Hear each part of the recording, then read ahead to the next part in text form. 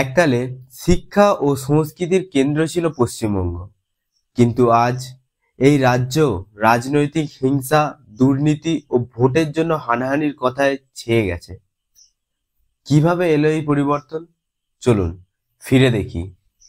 1947 সালে স্বাধীনতার পর পশ্চিমবঙ্গ রাজনৈতিক আলোড়নের মধ্যেও সংস্কৃতি ও গণতন্ত্রের জন্য বিশেষভাবে পরিচিত ছিল।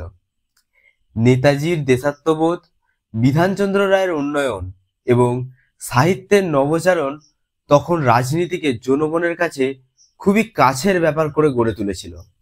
60 ও 70 দশকে বাম ছাত্র আন্দোলন, নকশালবাড়ি সহিংসতা এসব ধাপে ধাপে রাজনীতির মধ্যে একটা হিংসাত্মক পরিবেশ তৈরি করেছিল।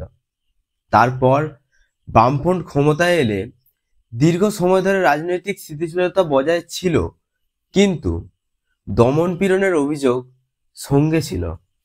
এরপরেই আসে আসল পরিবর্তন। 2011-তে তৃণমূল সরকার পরিবর্তনের নতুন বার্তা নিয়ে আসে।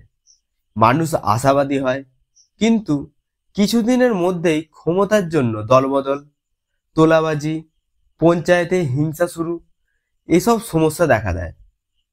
ভোট এসেছে মানেই আতঙ্ক এসেছে, এমন পরিস্থিতি কিন্তু তৈরি হয়। তারপর রাজনৈতিক নেতাদের বিরুদ্ধে নানান দুর্নীতির অভিযোগ উঠে আসে। এডুকেশন, রেশন, কোভিড কেলেঙ্কারি, বিভিন্ন পর্যায়ে বিভিন্ন রকম দুর্নীতির অভিযোগ কিন্তু উঠে আসে। রাজনীতি হয়ে উঠেছে এখন দুর্নীতির আঁতুড়ঘর। এছাড়াও ধর্ষণ, নারী নির্যাতন বা রাজনৈতিক হিংসার পরেও দোষীরা ধরা পড়ে না। আইনের শাসন দুর্বল।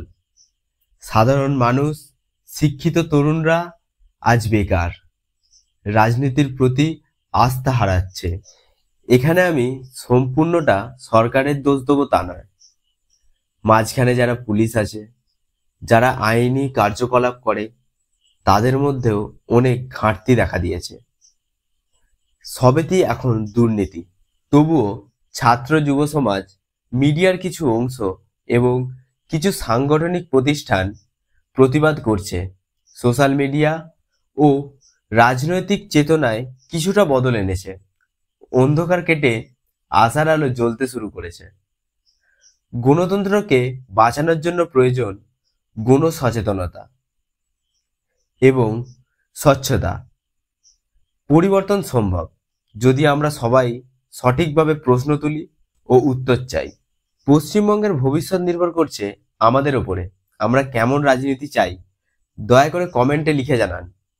যদি ভিডিওটি ভালো লাগে শেয়ার করুন, একটি লাইক দিয়ে যান এবং অবশ্যই চ্যানেলটাকে সাবস্ক্রাইব করে রাখবেন। গণতন্ত্র বাঁচাতে সচেতন হন। নমস্কার।